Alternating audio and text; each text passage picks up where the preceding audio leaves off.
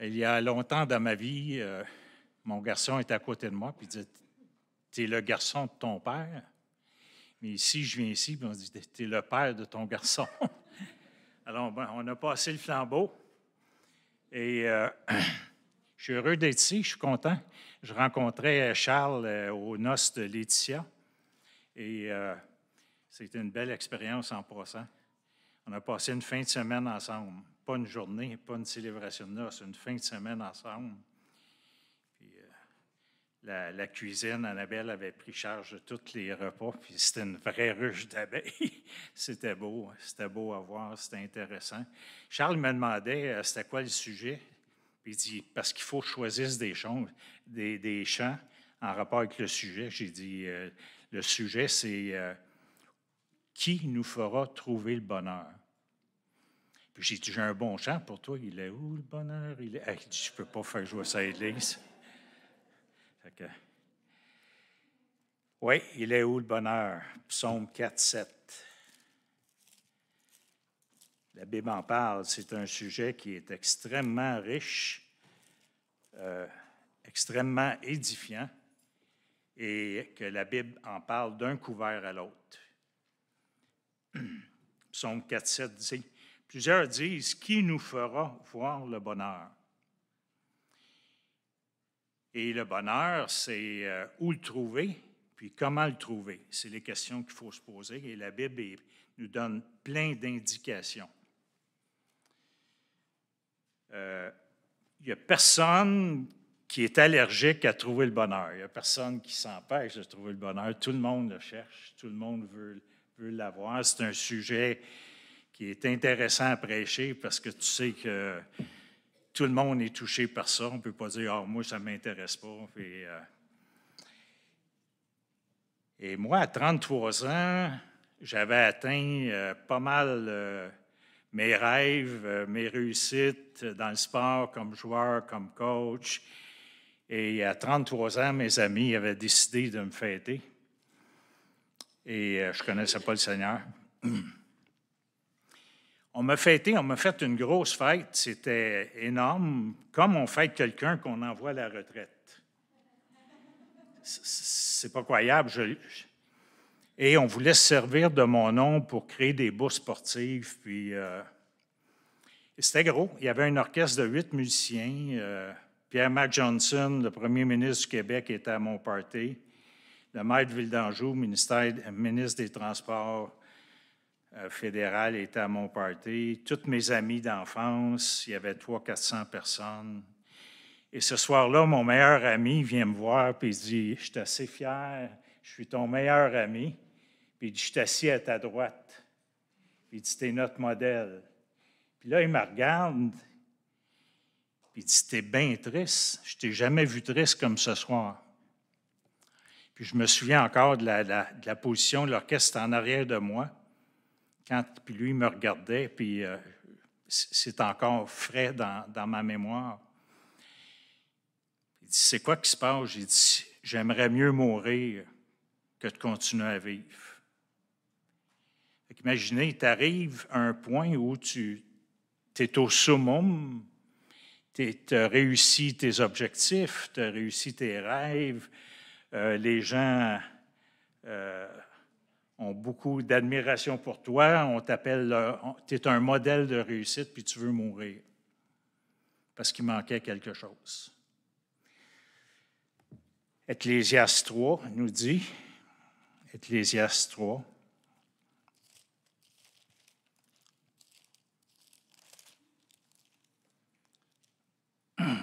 verset 11.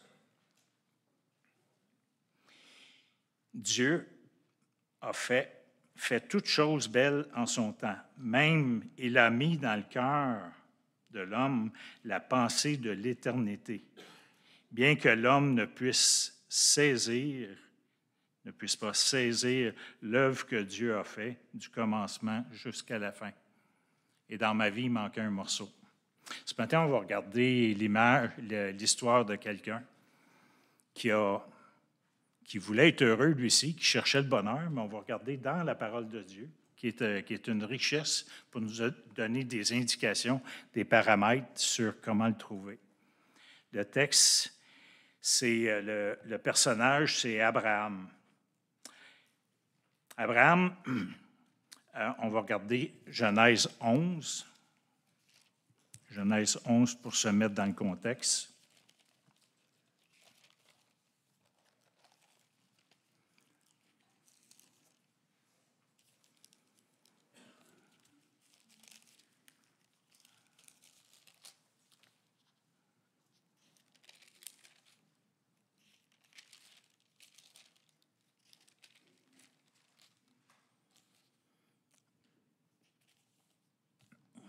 « 11, verset 31. Terah, le père d'Abraham, qui est devenu Abraham, son fils, et Lot est fils d'Aran, fils de son fils Sarah, sa belle-fille, femme d'Abraham, son fils. Ils sortirent d'Ur en Chaldée pour aller au pays de Canaan. Ils vinrent jusqu'à Charan et ils y habitèrent. Les jours du père d'Abraham, Terah, furent de 250 ans et Terah mourut à Charan. Alors Dieu dit à Abraham, va-t'en de ton pays, de ta patrie, de la maison de ton père, dans le pays que je te montrerai. Je ferai de toi une grande nation. Je te bénirai, je rendrai ton nom grand et tu seras une source de bénédiction. Je bénirai ceux qui te béniront et je maudirai ceux qui te maudiront. Et toutes les familles de la terre seront bénies en toi. Son père meurt et Dieu le rencontre, Abraham. Et Abraham fait face à une réalité. Son père est décédé et selon la coutume, c'est lui, comme le fils aîné, qui doit prendre les guides de la famille et garder l'héritage familial. Dans la tradition, cela impliquait de continuer à vivre selon les valeurs, les coutumes, la culture de son père et du monde. Vous me voyez venir, hein?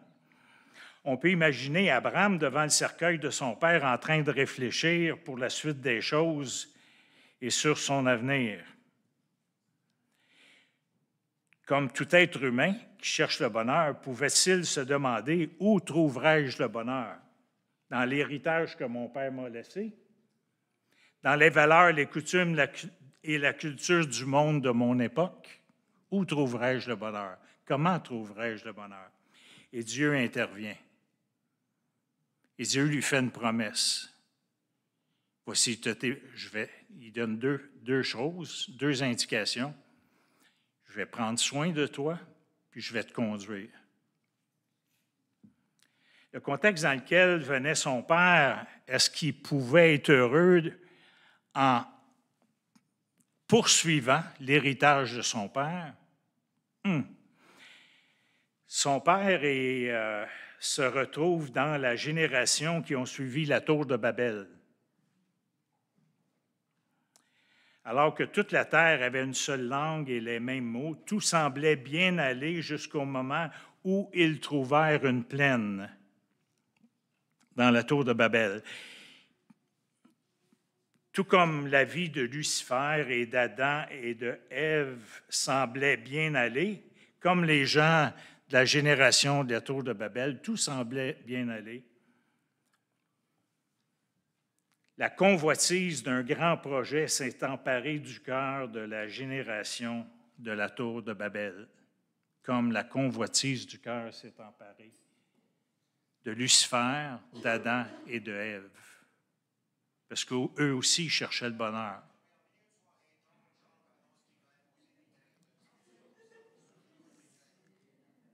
Et là, ils se sont dit, cette génération-là de la tour de Babel, bâtissons-nous une ville et une tour dont le sommet touche au ciel et faisons-nous un nom grand. On voit dans cette génération, d'après le déluge, le même symptôme d'insatisfaction, d'orgueil que Lucifer, Adam et Ève pouvaient chercher satisfaction en dehors de Dieu. Le récit de la tour de Babel dénonce l'orgueil des hommes, le désir de pouvoir, de contrôle, espérant créer un centre renommé dont les habitants échapperaient au danger de la dispersion, contrôle des gens, et leur inclinaison à chercher, à régir toutes les dimensions de la vie humaine, politique, sociale, religieuse. Ça ressemble un peu à ce qui se passe dans le monde aujourd'hui, hein? C'est le complexe d'Atour, c'est le complexe de Dieu. Autrement dit, on va faire ce qu'on veut. On va s'auto-déterminer. On est indépendant. On n'a pas besoin de Dieu. Le problème dans la Tour de Babel, c'est que Dieu était écarté du projet. Et ça s'est appelé Babel pour dire, dans les termes bibliques, jugement de Dieu. Comme plusieurs autres récits bibliques, le projet de la Tour de Babel démontre la perversité du cœur de l'homme. Jérémie 17,9 dit « Le cœur de l'homme est tortueux par-dessus tout, il est méchant, qui peut le connaître? » Jérémie 2,13 nous décrit bien l'ADN spirituel du péché originel que nous ont transmis Lucifer, Adam et Ève, car mon peuple a commis un double péché. Ils m'ont abandonné, moi qui suis la source d'eau vive, pour aller se creuser des citernes crevassées qui ne retiennent pas l'eau. Vous savez, la soif, c'est un thème extraordinaire dans la Bible. La Bible parle qu'on a toutes sortes de soif. Mais ici, la définition du péché, c'est que mon peuple a commis un double péché. Puis c'est quoi le péché? Ils m'ont abandonné pour aller étancher leur soif par leur propre projet. Vous voyez un peu le genre? Et ce n'est pas dans ces termes-là qu'on peut trouver le bonheur. La soif est un terme qui revient.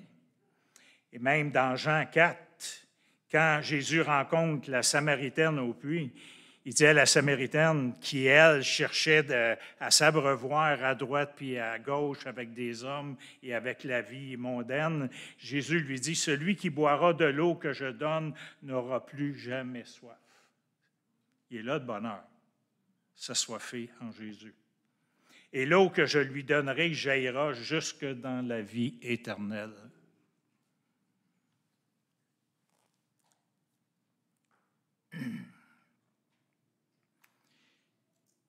Suite à la soirée que j'ai vécue,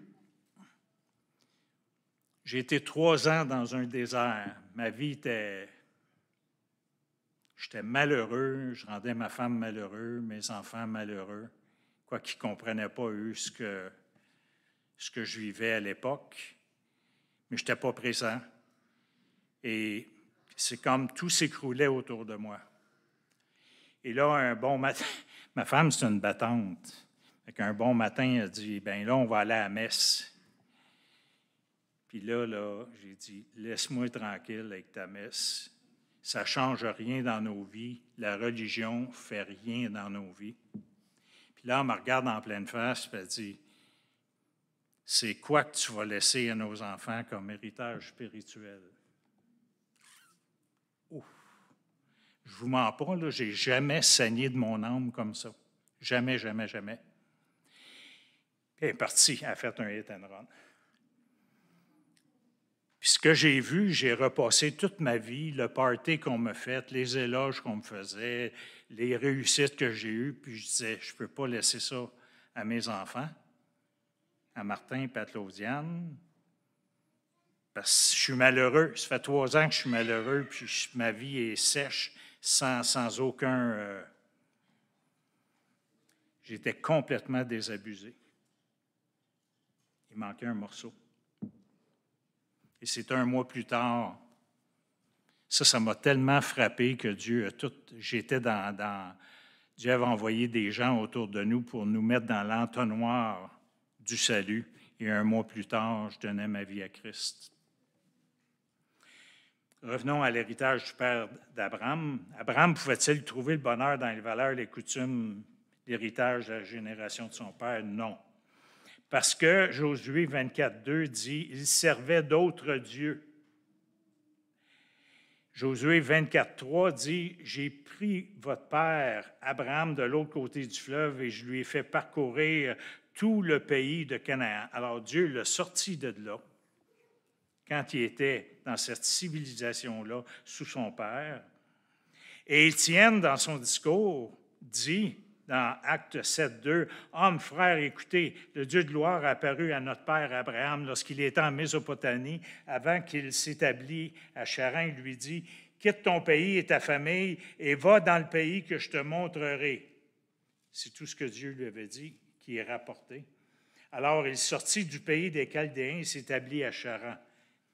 Après la mort de son père, Dieu le fit passer dans le pays que vous habitez maintenant.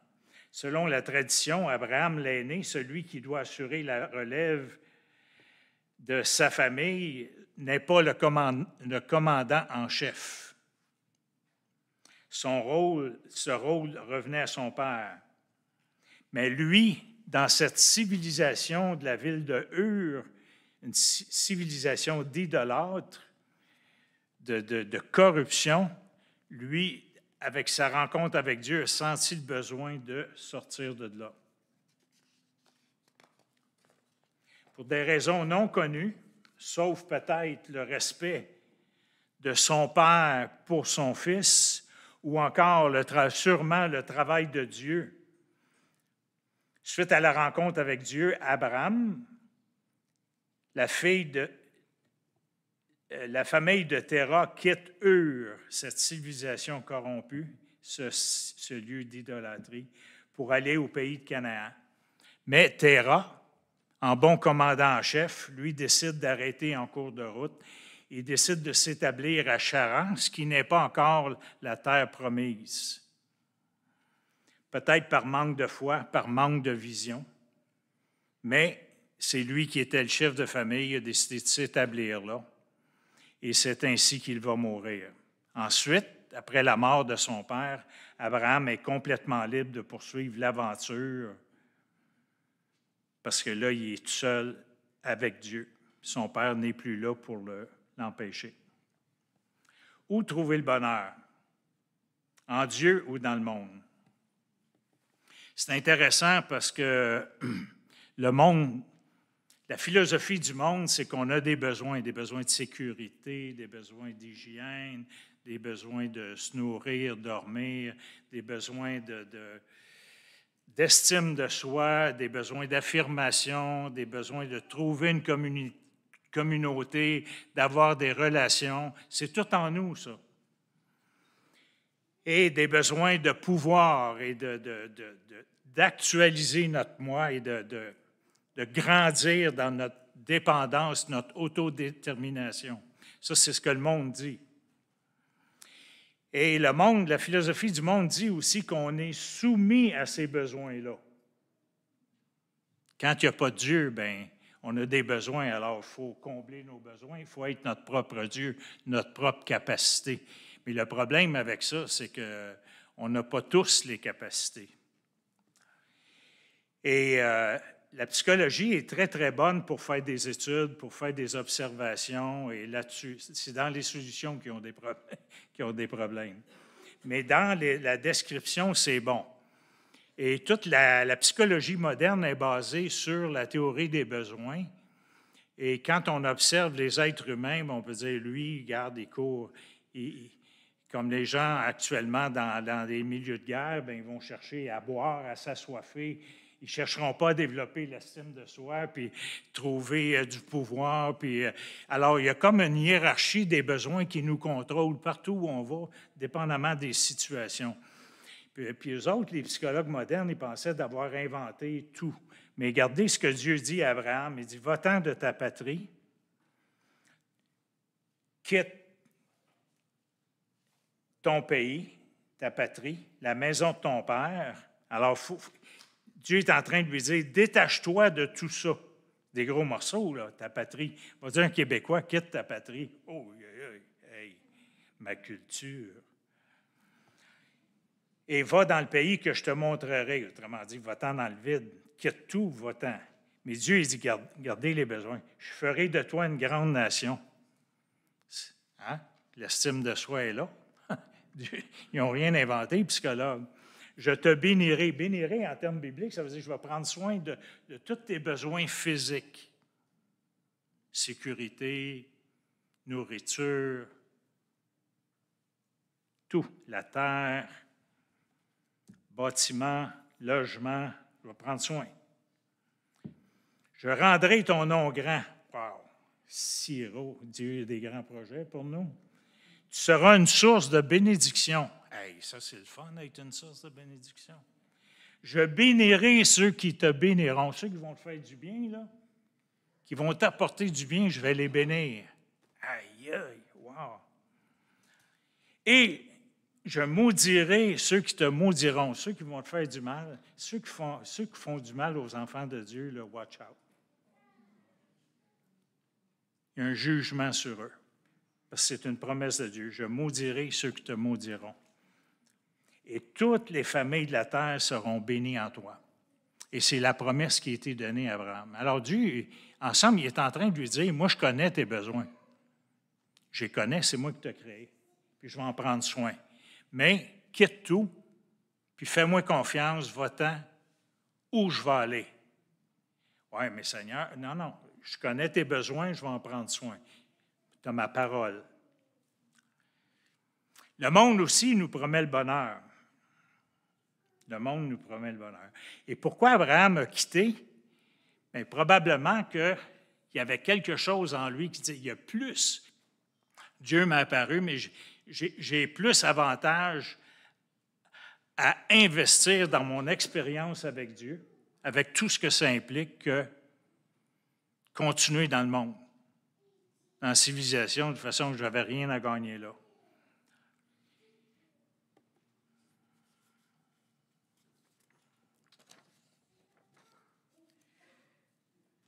La philosophie du monde dit que notre bonheur dépend de notre capacité à combler nos besoins, à se développer, et reste dans la capacité de contrôler son destin, tout en ayant des pouvoirs inimaginables, illimités pour réaliser par nous-mêmes notre plein potentiel et se procurer les plus grands plaisirs. Mensonge.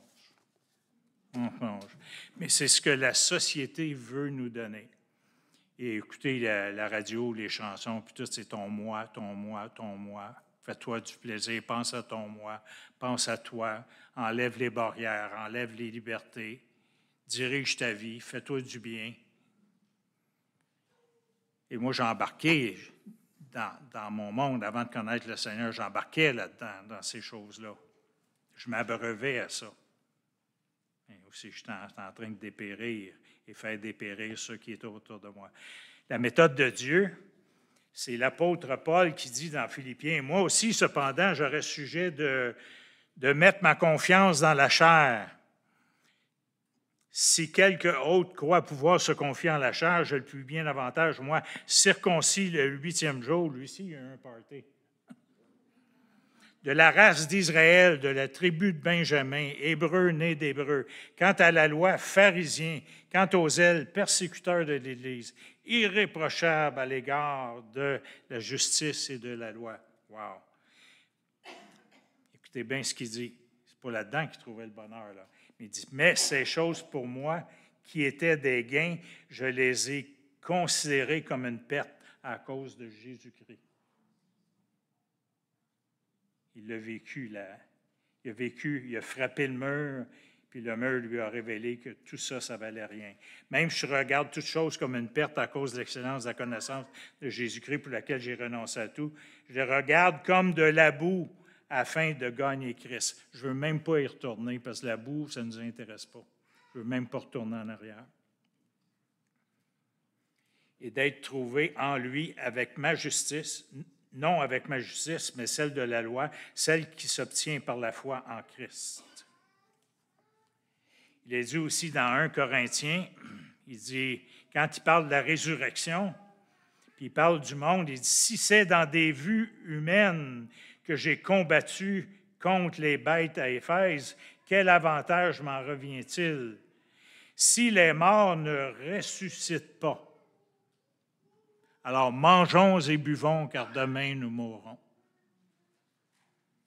Si le sens de Christ, la résurrection de Christ et la résurrection de tous ceux, finale, de tous ceux qui croient en Christ, n'existe pas, alors mangeons et buvons. Saoulons-nous, il n'y a plus rien d'autre à faire.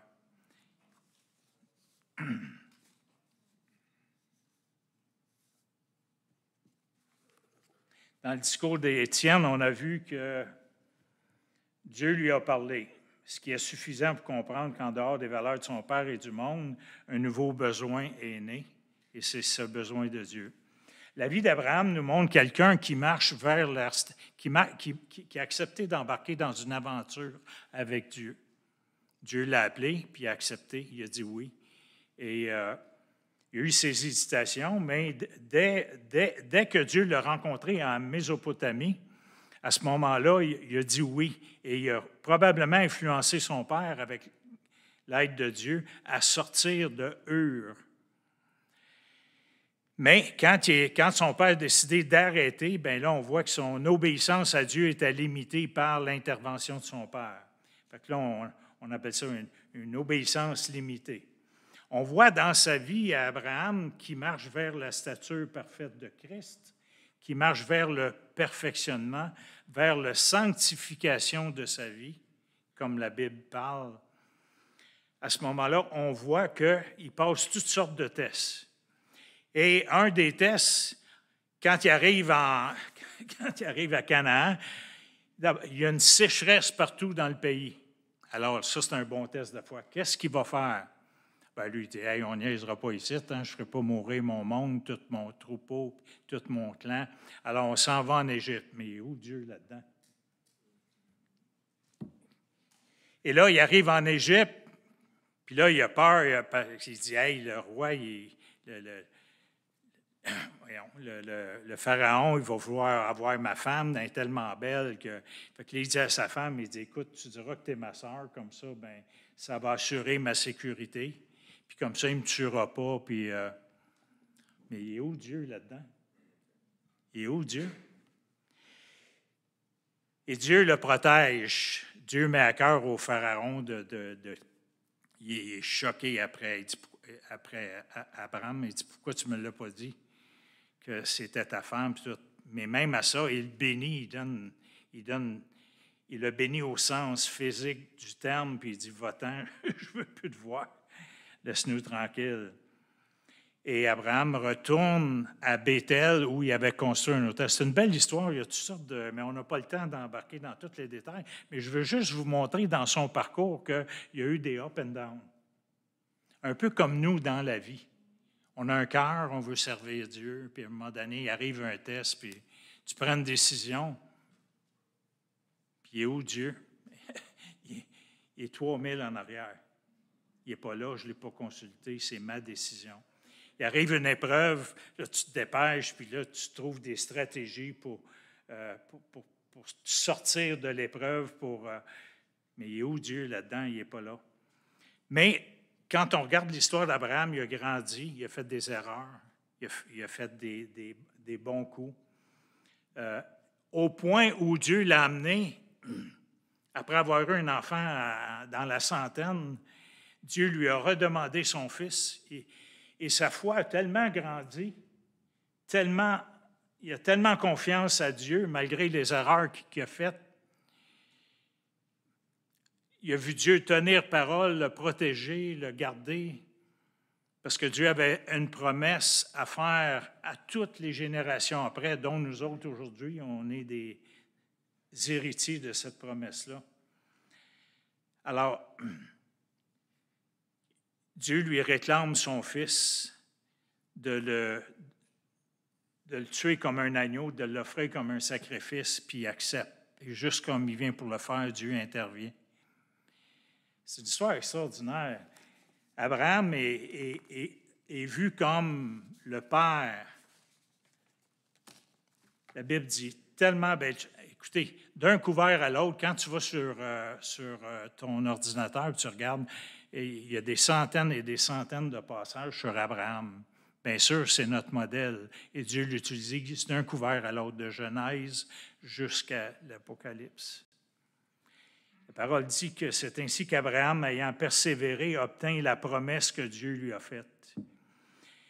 Abraham, la Bible dit que c'est l'exemple et le père de la foi. C'est par la foi qu'Abraham, lors de sa vocation, obéit et partit pour un lieu qu'il devait recevoir en héritage et qu'il partit sans savoir où il allait. en toute confiance envers Dieu. Hébreux 11, 18. Jacques 2, 23. Ainsi s'accomplit ce que l'Écriture dit. Abraham crut à Dieu et cela lui fut imputé à justice. Il fut appelé ami de Dieu. Quand j'ai lu ça, j'étais jeune chrétien. J'ai dit, un ami comme ça, j'en veux pas. Qui offre sa femme comme une prostituée, qui fait mentir sa femme, qu'il y a un problème, puis que Dieu n'est même pas dans ses décisions. J'en veux pas d'amis comme ça. Puis là, je ne comprenais pas. Je n'arrivais pas à comprendre pourquoi Dieu l'appelle son ami. Ben oui, c'est marqué. Il fut appelé ami de Dieu. Mais je ne peux pas argumenter là-dessus. Puis un jour, en continuant de lire ma Bible, quand je me disais, qui voudrait d'un tel ami? Pourquoi Dieu l'appelait son ami? Bien, dans Néhémie 9, 7 et 8, c'est marqué pourquoi. C'est toi, l'Éternel Dieu, qui as choisi Abraham. Dans la place d'idolâtrie, dans la place de perversion, il l'a choisi. Et qui l'a fait sortir d'Ur en Chaldée, et qui lui a donné le nom d'Abraham. 9, 8. Voici la raison. Malgré ses manquements, malgré les erreurs qu'il a faites, mais sa foi agrandissait. Et ça, c'est l'histoire de nous, les chrétiens. La grâce de Dieu est autour de nous. La promesse de Dieu est tout le temps là, même quand on manque. Puis Dieu ne veut pas qu'on commence à dire « Ah, pauvre de moi, j'ai manqué mon coup. » Dieu veut marcher avec nous autres. Il veut nous faire grandir dans la foi. Et c'est marqué. Pourquoi? Parce que tu trouveras son cœur fidèle devant toi. C'est ça la raison. Nous, on regarde, moi, je regardais les performances, parce que je suis un gars de sport. Alors, je regardais les performances chrétiennes de sa marche chrétienne, de sa marche de foi, puis je disais une erreur. Tu sais, un peu comme au baseball, tu vas dire strike-out ou ben non, pénalité. Mais ça, on regarde à l'extérieur, je regardais à l'extérieur, mais Dieu, lui, il regarde au cœur. Pour Dieu, ce qui est important, c'est le cœur.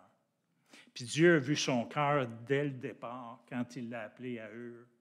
Il a vu ce qui se passait là-dedans. Est-ce qu'il y avait l'expérience? Ben non, il a fallu qu'il apprenne sa vie de croyant. Et pour nous, pour réussir, il y a 2 pièges qu'il faut éviter, qu'on peut retenir. Le piège du complexe de Dieu, comme Lucifer, Adam et Ève. Autrement dit, quand on n'est pas satisfait de notre vie, qu'on pense qu'on ne trouve pas le bonheur et qu'on veut le chercher en laissant Dieu de côté, bien ça, on appelle ça le complexe de Dieu. Comme Lucifer, c'est l'ADN d'Adam et Ève et de Lucifer. C'est ça qu'on fait.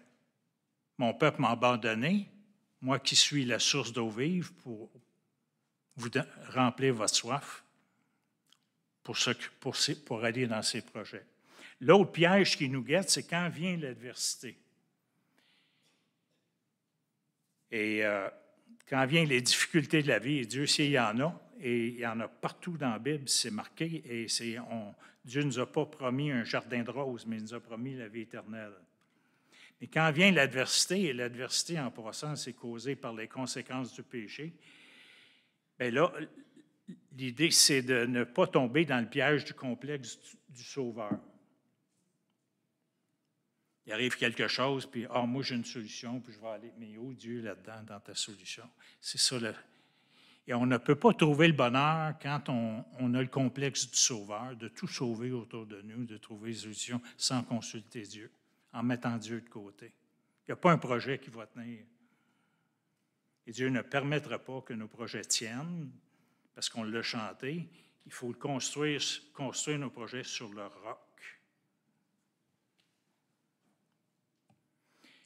Je constate aussi dans ma vie, et j'ai regardé ça, et plus on est en contrôle, plus on acquiert de pouvoir, alors plus on est porté à délaisser Dieu. Plus on est porté à être indépendant. J'ai de l'argent, j'ai une sécurité, j'ai une bonne job, j'ai une bonne réputation. Et tranquillement, on devient arrogant, orgueilleux et on délaisse Dieu. Ça, c'est une constatation que je fais. que j'ai fait dans beaucoup d'années de relations d'aide dans ma propre vie. Aussi, plus on dépend de Dieu pour nos besoins et nos projets, plus on fait l'expérience de Dieu et plus notre foi grandit. Plus on dépend de Dieu pour nos besoins et nos projets, plus on fait l'expérience et plus on grandit. On était en Saskatchewan, la troisième année, on vivait par la foi. Et c'est tout un défi.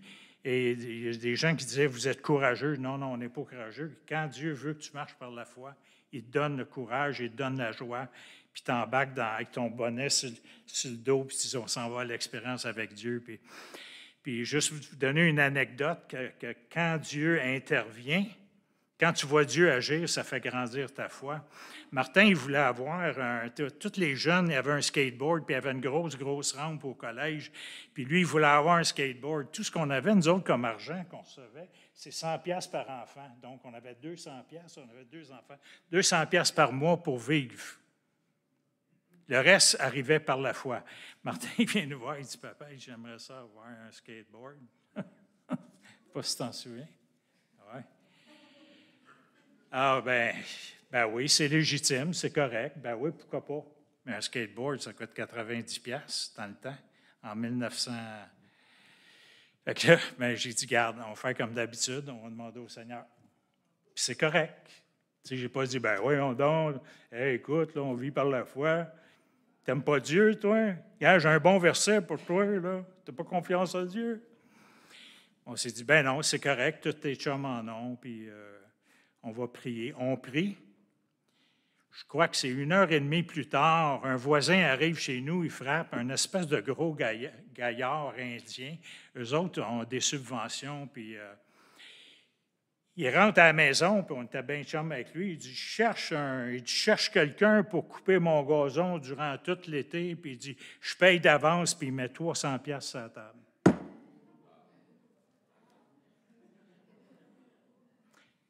Imaginez-vous dans le cœur d'un enfant ce qui se passe. Tu viens de prier Dieu et tu vois une intervention comme ça. Et je vous en raconterai des histoires, une après les autres, après les autres.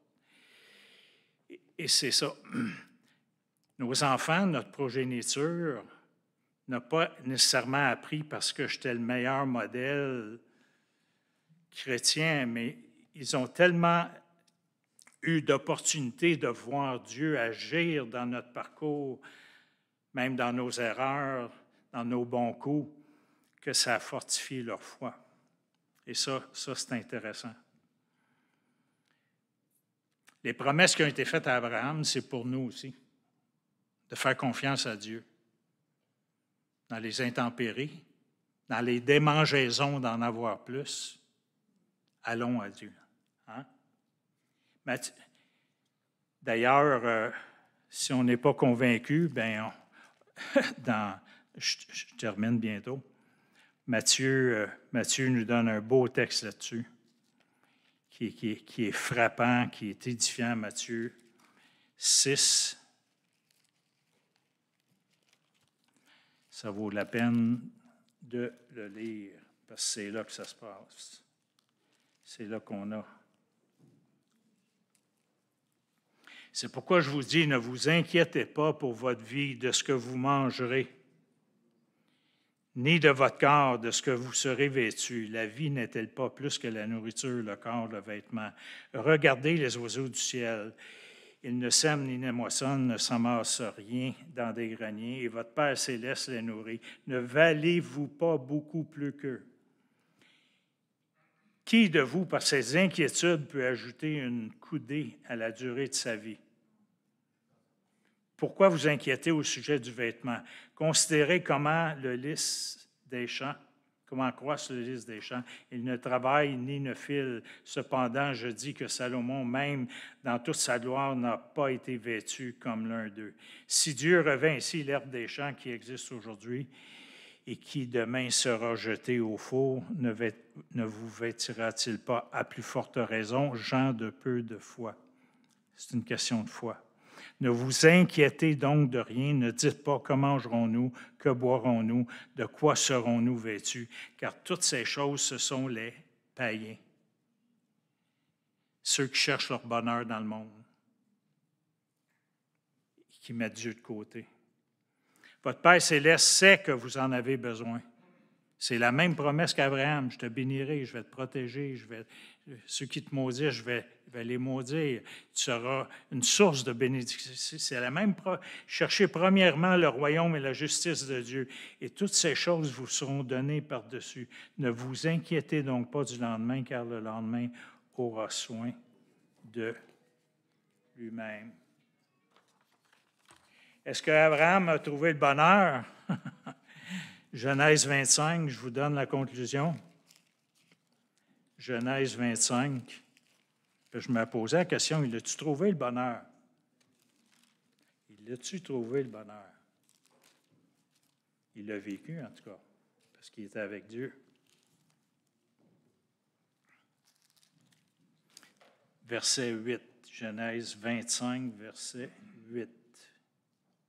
Abraham expira et mourut après une heureuse vieillesse. Mais écoutez bien ça. Âgé et rassasié de jours.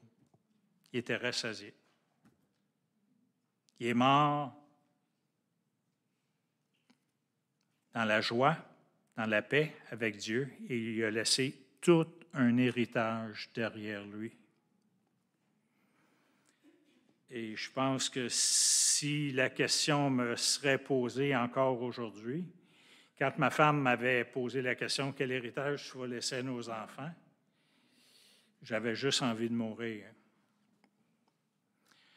Aujourd'hui, si elle me posait la même question, j'aurais envie de célébrer. Nos deux enfants ont vu Dieu agir, ils ont décidé de vivre pour Jésus. Et maintenant, 4 de nos 7 petits-enfants se sont fait baptiser et ont décidé de marcher pour Dieu. Et pour moi, ce n'est pas un trophée, ça. Mais c'est la joie, c'est l'héritage des valeurs de Dieu, de marcher avec Dieu, de la promesse de Dieu qui est transmise à nos enfants et nos petits-enfants. Que ma femme rêvait quand on était au collège. Elle disait, on est une première génération, nous autres, mais il faut aller à la 2e puis à la 3e. Puis c'est en train de se réaliser. Parce que Dieu promet que quand tu marches avec lui, il va prendre soin de ta progéniture. Et des fois, nos enfants s'en vont, ils lâchent, mais rappelez-vous l'enfant prodigue, quand il a vécu, qu'il ne pouvait même pas manger la nourriture des cochons, il s'est souvenu du vrai sens de la vie, des valeurs de son père, du traitement de son père, puis il dit, il faut que je retourne à la maison. Et c'est ça qu'il faut se rappeler pour nos enfants qui ont lâché la maison, qui n'ont pas encore cheminé, répondu à l'appel de Dieu. Que Dieu vous bénisse, que Dieu vous remplisse. Et le bonheur, qui me fera, c'est à la lumière de la face de Dieu, nous dit le psaume 4, qu'on va trouver le bonheur. Seigneur, tu as dit qu'Abraham, c'était ton ami parce que tu as vu son cœur. Et Seigneur, viens sonder notre cœur. Donne-nous ce cœur d'Abraham de marcher avec toi. Merci de ta promesse, ta bénédiction. Merci que tu es là, toujours à côté de nous, malgré nos défaillances. Et merci que tu nous fais grandir dans notre relation avec toi et pour le cadeau, pour tout l'héritage qu'on reçoit d'Abraham et de toi. Amen.